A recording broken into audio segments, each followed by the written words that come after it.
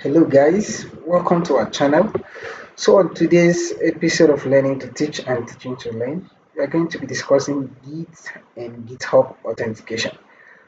As part of our objectives, it's expected that at the end of this short discussion, we'll be able to understand the concept of personal access token, and we are trusting that we'll also be able to simplify that to our common understanding, and we'll look at how we can generate these personal access tokens parts. That's what I'm going to be referring to going forward. And we'll consider the various ways which we can use these generated parts for our authentication. That is to grant access to our GitHub terminals using the HTTPS method.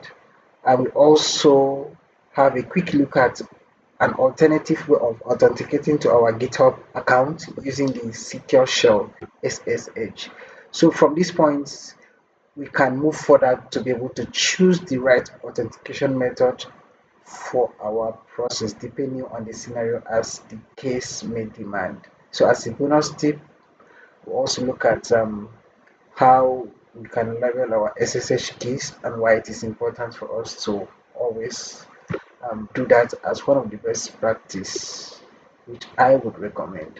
So to start with, what is a personal access token?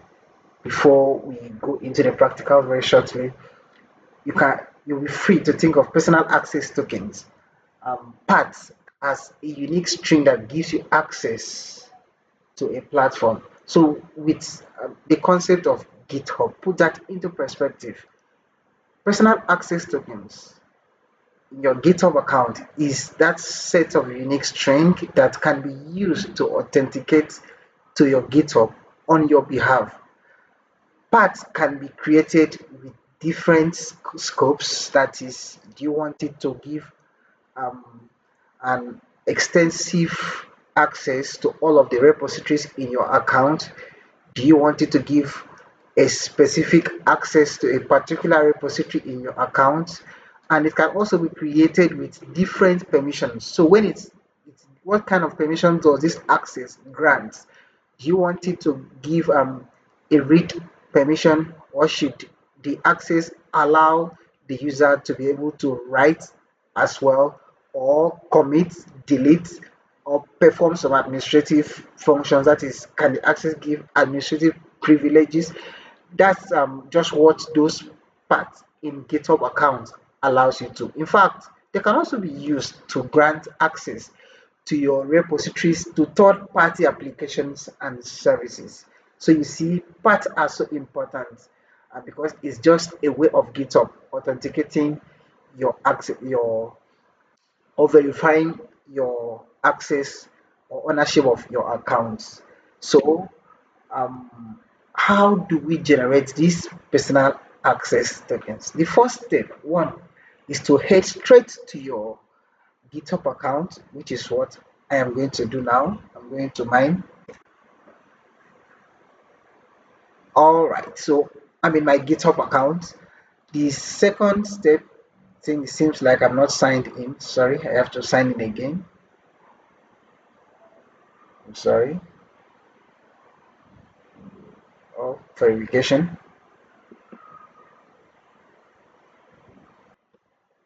All right, I've just passed that verification. So here we can continue. I'm fully in my GitHub account. You can see that there's no other sign up or sign in options rather again in this account. So here, second step after logging into your GitHub account, this is my home page. So I'll quickly click on this profile display picture by the top right. Quickly click on it. Of course, come down, you see an option for settings. Click on the settings.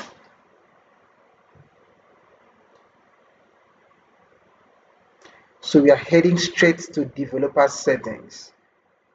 Developer settings, that's step 3. After clicking the profile, clicking on settings. Sorry. So we go straight to developer settings. It's located at the bottom of the left pane. So I'm going to click on this developer settings here. and then an option will come out to choose the personal access tokens. You can see it here. The last option here is personal access tokens. I'll click on this drop down button. All right, so here we go. We have two options or two types of tokens to choose from. The first here is the newest, the fine grained tokens. The second is the classic. It's been traditional from the beginning. This was the initial kind of ways which we generated tokens with GitHub. Now, if you click on these classic tokens, what it does or how it varies from the fine grain is that the classic tokens, yes, allows you or gives you an account-wide access. What do I mean by that? Um, if you choose this token, I'll still go ahead and choose classic. You have the option of picking the kind of permission you want it to give. Let's say repository access, administrative access, read, write, and manage it. I should be able to write workflow.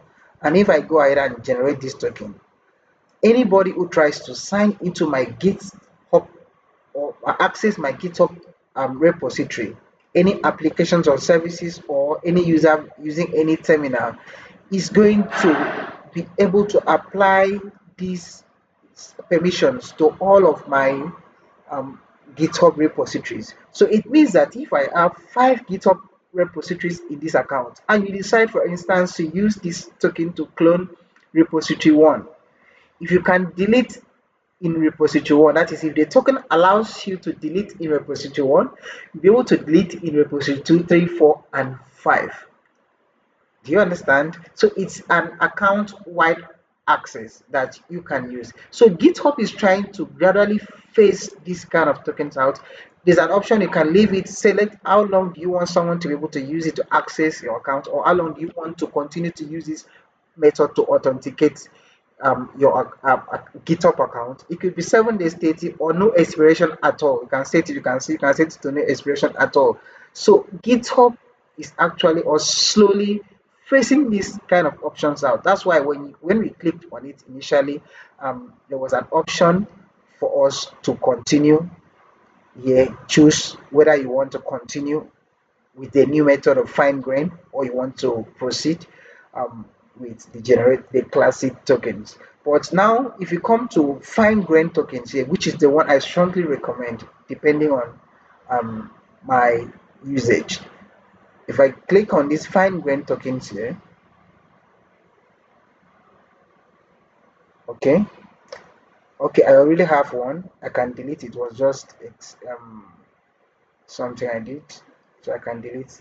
You can add, create as many as you wish, depending on how many repositories you want to fine grain this kind of token. So just as the name imply, um, you can fine grain this kind of tokens to to fit a particular repository. That is, I just want this token to grant access to repository 1 or 3 or 1 and 3 only, or 1, 3, and 5.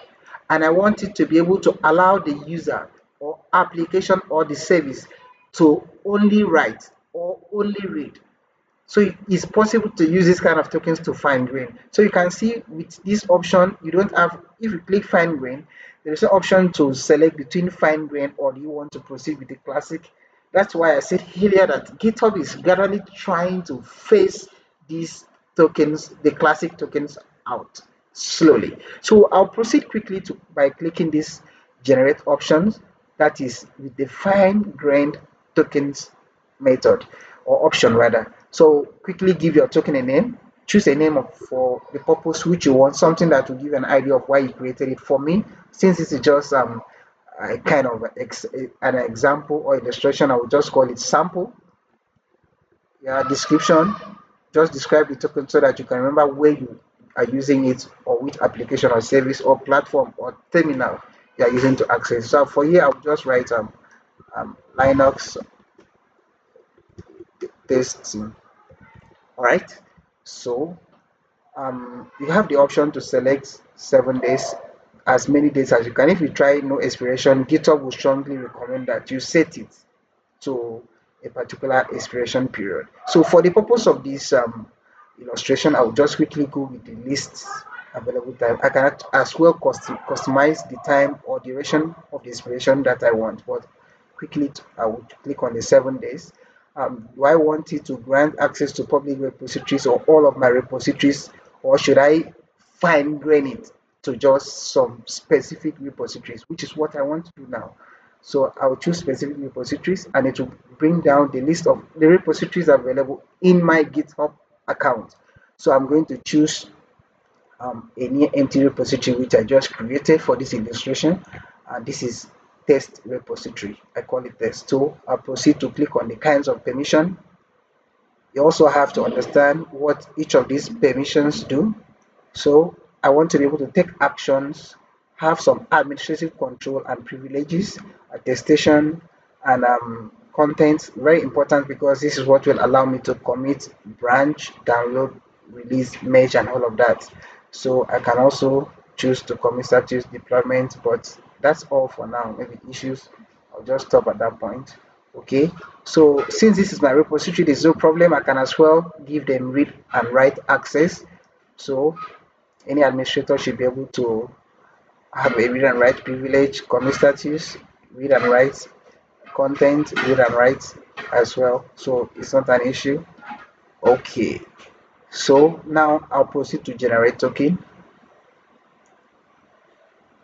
Here we go. We are almost there. Um, This is an overview of what you've selected. So you can choose to proceed or cancel to replace or edit this permission if you're not convenient or conversant with any of these options. So for me, it's okay. I'll just proceed to generate tokens. Finally, we have our new token. Cheers. All right. So quickly, what I'll recommend you do is to copy this and keep it somewhere accessible, somewhere readily accessible at ease. For me, because you might not come back to see this, you will have to regenerate. And if you have to regenerate, wherever you might have used this token, you will have to reconfigure it.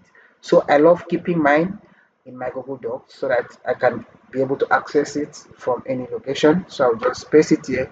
That is my GitHub paths, GitHub personal access token. With this, I can be able to access that GitHub repository because it was created or fine-grained for that particular GitHub repository.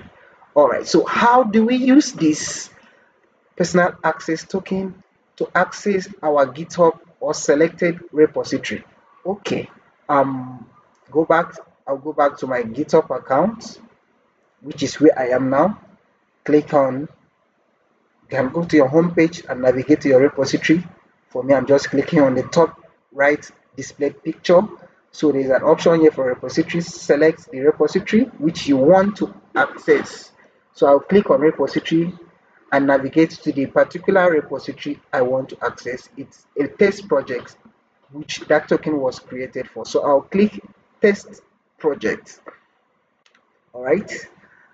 Now just a little patience so that it can load. After clicking test project, you see this option here, the green option code. Click on it. Look at this repository if you mind. It's just some 3 files inside it, ABC file, readme file, and one hidden file. There's the Git attributes. Okay, so I just want to be able to access this repository in my terminal. This is my terminal. I think I'm using a web 10. So this is my terminal and Linux terminal. This is my Linux environment. I'm using a web terminal. Okay. All right. So that's fine. So going forward, I'll quickly click on this code. I want to clone. Please ignore this error. I want to clone this repository to my terminal so that I'll be able to access, write to it, read it, edit files inside it, create as many files as I want, and then push it back if I want to. So I want to use the HTTPS method to clone it. And that is when you will be asked to pass in that token to be sure that you have access to this account. So I'll copy the full URL and then go to the terminal and then I will type git clone.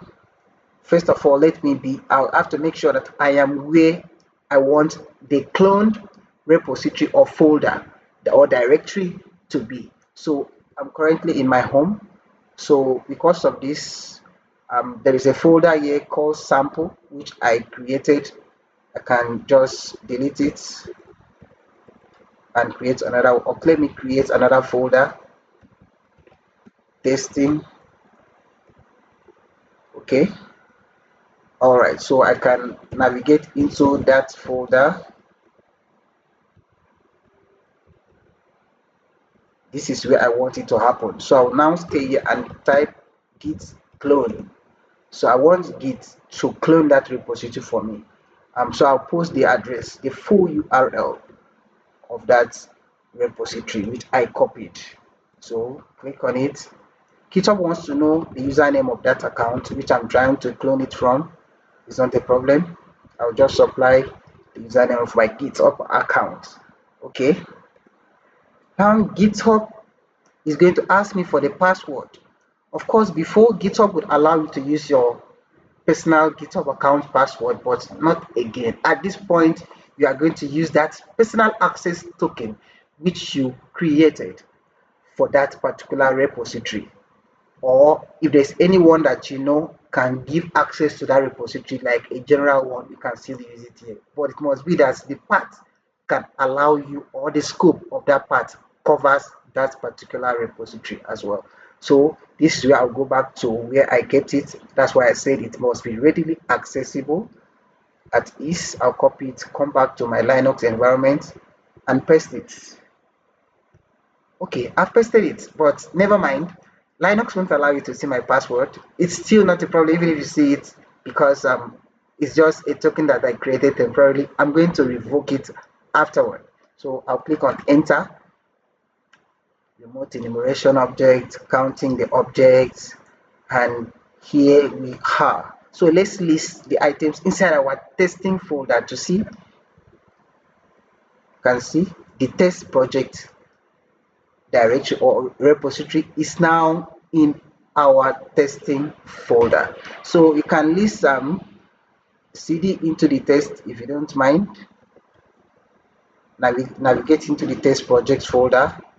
Want to move inside to have a look. So I'm inside. Let me list and have a look. It's just the ABC and the readme. I told you the ABC and the readme. You can't see this .git attribute because it's a hidden file. So but if you still want to, you can just say list all.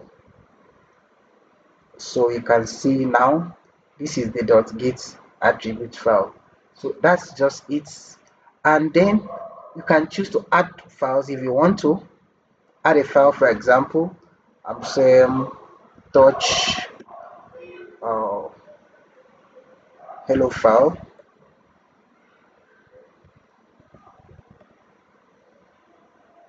Okay, I've added a file, an empty file. So maybe I can just decide to write something inside it. Echo I love GitHub into hello file. So I want to write I love GitHub in that file, hello file. So that's just it. All right. So if I want to see if it has been written, I can cut. But that's not what this is all about. You can now decide to learn on the GitHub commands. But going forward, which that you can see I can git add it. Let me add it to stage. Everything I've just done now, and commit it as well. I will as well commit it. Also, just added a file, yellow file. All right, so I can push git push. So I don't need to specify the origin since I'm using just one branch, the main branch. I don't have other branches, so I can just use git push. GitHub wants to know the username of the account I'm pushing it to. Okay, and GitHub wants to know the password. You see, each time you try to access that repository, clone from it, GitHub wants to know the token that you have access to it. If you try to push into it back, GitHub wants to know who you are and if you have the access to it. So I will also come back here. I'm not sure this is still in my clipboard. In case it is not, let me come back and copy it again. So I'll just copy it again, copy, go back to my terminal and paste it.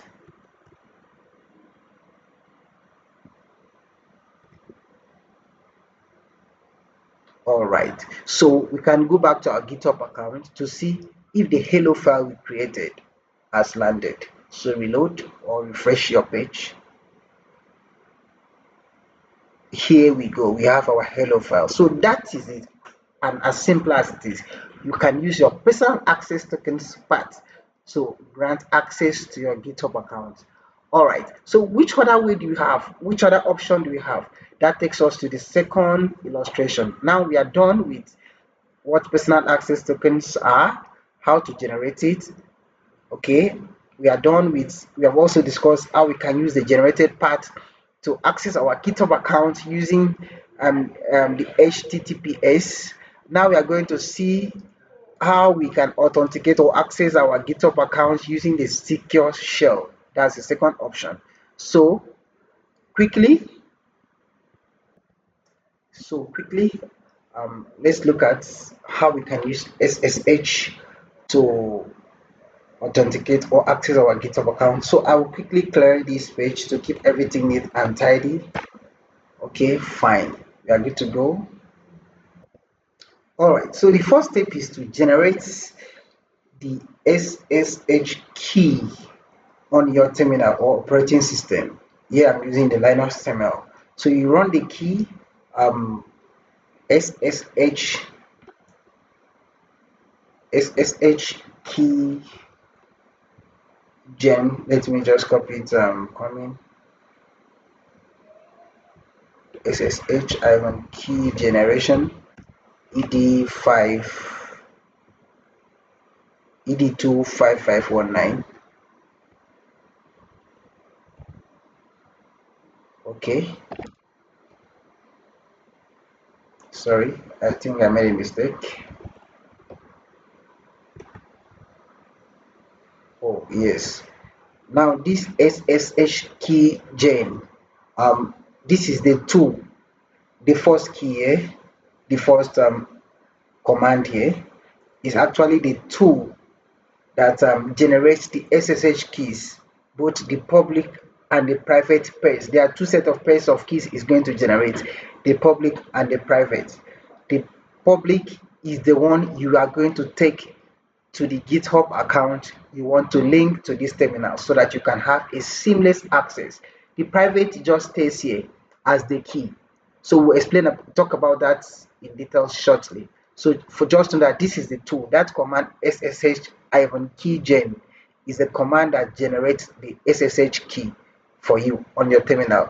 Now the option here, this option TED59, what it does is that it just says generate a key of type. That option there specifies the type of key you want, the Ivan T ed5 ed25519. It specifies the type of key which that's ed25119 is just a modern, secure and fast elliptic algorithm or cryptographic algorithm, which there is also RSA if you want to specify that kind of type.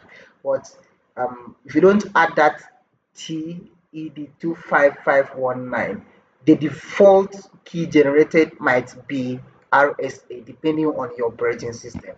So you specify that Ivan TED25519 so that it will use the ED25519 cryptographic algorithm to generate a key for you that is very secure. Okay, so if you do that, we can now go with enter generating private key. So you can say enter file which enter a file to save the key. So I don't need to specify. I will just allow it to save to the root folder dot and create a folder .ssh and save it. So I'll just click enter. Okay. You may enter a passphrase for your key. I wouldn't want to, so I can just proceed. So the key has been created. You can go to this folder and you will see two files that have been added. So let's go cd.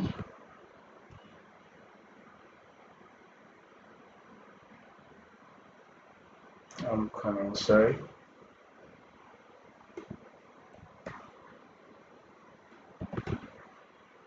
Okay, let's go to our roots.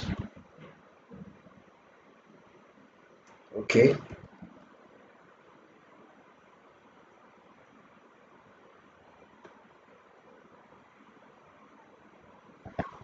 so remember that the file is hidden, so you have to list all. Yeah, this is the file .ssh, so you can navigate inside it. Let's see. You have these two files here inside the folder, rather was hidden, so now we are inside the folder. So you have these two files here, the id ed25519. This is your private key, it sits in your system. Now this is your public, so you can cut whatever is inside. I'll just say cut. I'll copy this.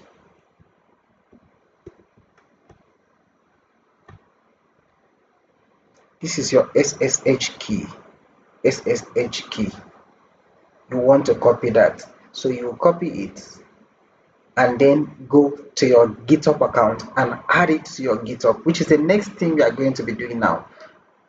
Remember, we are trying to link our terminal to our GitHub. This time we don't want to go through that part or personal access tokens method, because since each time we are cloning, we are using the path. When we are pushing, we are using the path. But with SSH, we have the option of just letting GitHub to know our terminal, so that when we want to access it, it will just know that this is the secure shell trying to access it.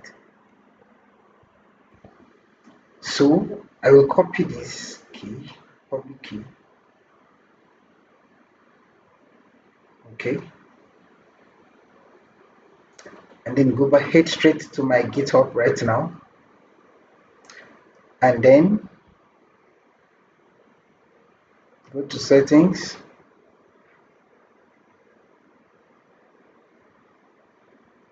I'm trying to configure the SSH so that it will work with the GitHub.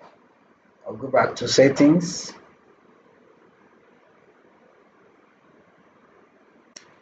Okay, then I'll look for SSH and GPG keys. SSH and GPG keys, click on it. Okay,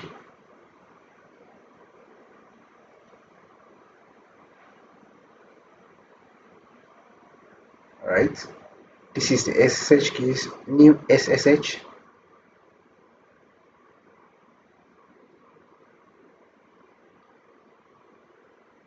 So title, I can say my Linux test machine. Okay, type, it's supposed to be an authentication key, so I'm going to paste here. I'm going to paste the key I copied fully. Then I'll click add SSH key.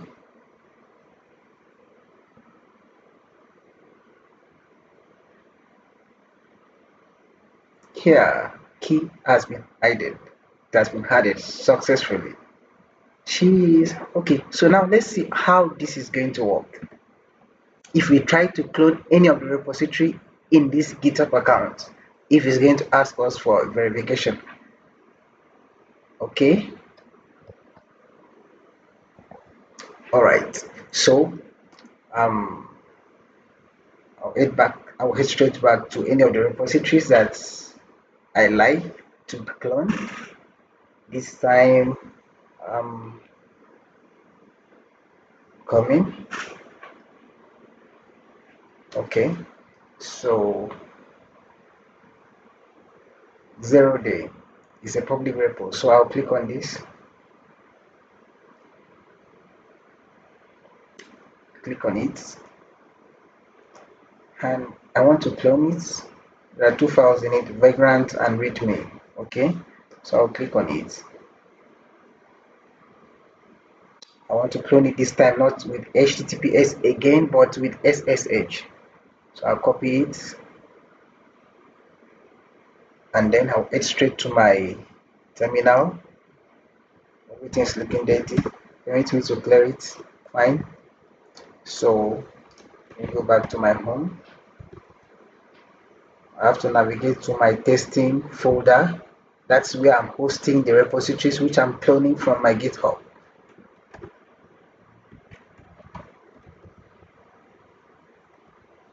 Okay, so you can see so far that it is only one repository that is available. So I will stay here and run a git clone command. This time I'll paste the URL of the SSH for that GitHub repository. Okay, cloning 0 day. Are you sure you want to continue connecting? Yes. All right. This you can see 0 day has been created. No question, no authentication. Now, what SSH does for you is this: it gives you that um, account-wide access to all the repositories. So you with SSH you can clone any of the repositories in that GitHub account as long as you've linked that GitHub to that terminal. So you can clone any of the repository. It just gives you an account-wide access. So it's recommended for a project that you know is going to be standing over a test of time.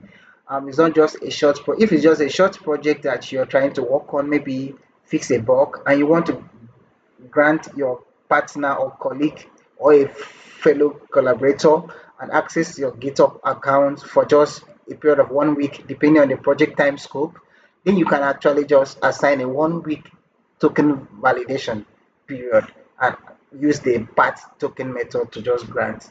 But if it's something that you know you need to be pushing and committing continuously, and you need this machine to be working with these repositories on so many other cases, then you just want to authenticate the terminal with the GitHub account using the SSH. So it depends on you. The choice is yours on what method you choose, depending on how you want to be working with GitHub. So earlier we talked about with SSH, we did discuss the public key and the private key. Just those GitHub keys you saw, those two keys, they are just the authentication method that uses the SSH that we talked about. So these keys are cryptographic. I say that a lot. I know some of you may wonder what do I mean by that. It's just a pair of keys that consist of some um, uh, how do I put it? Special long strings and letters that are generated mathematically that follows the rule of cryptography, or let me say cryptographic algorithm. Like then it's this algorithm makes it nearly impossible for you to guess these tokens, so you can't guess it. So that makes them a secure way to prove your identity as long as you can't guess it. So that's just a tip about that. And then we talked about one thing I would just add as a bonus is when you are creating your keys with SSH. If you want to be using SSH to link your machine with your GitHub account, or authenticate with GitHub account, you can as well label a particular token. So how do you label the token? When you are creating, just as you generated the command for SSH key generation. That's SSH key gen. So I'm going to run the same command again for the SSH key generation. SSH key gen. I think should not be too far from here. I'm coming, sorry. Yeah, SSH key gen, this time with a flag for comments, and then I'll type the comment I want. My um, main projects. Okay, I can run it. Okay, overwrite. Since there's a key there, I wouldn't mind. I just save it as the name, the same file. So let me just, for the purpose of this, I don't want to overwrite. But just know that I don't want to overwrite for the purpose of illustration. But just know that these comments that I have added, once you log into you go to that hidden file, this SSH folder, this root folder, and go to this hidden folder rather, and you cut this file, you are going to see that comment attached to it. So that comment will help you to identify which SSH key or is for what particular purpose in a situation where you have to generate multiple SSH keys. So you may ask, okay, so why would I be generating multiple SSH keys? Well, there are so many reasons. For example, for different services, you may be using GitHub and also using like Bitbucket and GitLab at the same time. Okay, so you want to know that this token is what is granting my access, my Linux or terminal or machine access to GitHub, while this one is what is granting my machine access to GitLab. Of course, if you are if you want to grant to access to two different GitHub accounts, like multiple accounts, also you would need two different SSH keys as well. So that separation also gives you a security layer in cases where one of your token is compromised. Let's say it is compromised in GitHub account and you need to revoke it. It will not affect the authentication that you've created between your machine and your GitLab account or Bitbucket. Okay, so also expiration and rotation. Some companies requires that you rotate your keys periodically. So instead of you overwriting the old keys, you just have to generate a new one and update it on GitHub. You don't need to um, actually generate overwrite any old key. So assigning a name to your keys will actually help you to manage security, multiple accounts, and expiration issues where this GitHub this authentication is going to expire in maybe GitLab, but GitHub allows you to stay lifetime. The SSH stays for a lifetime. Then you only need to go to the GitHub that the SSH key that's linked to the GitLab and work on it. It will not affect the authentication configuration that you've already established for your GitHub account. So that's just a product. Thank you so much for following this video to the end. We hope to see you in our next discussion and bring good tidings to you. Remember, we learn to teach as we teach to learn. Cheers. Thank you.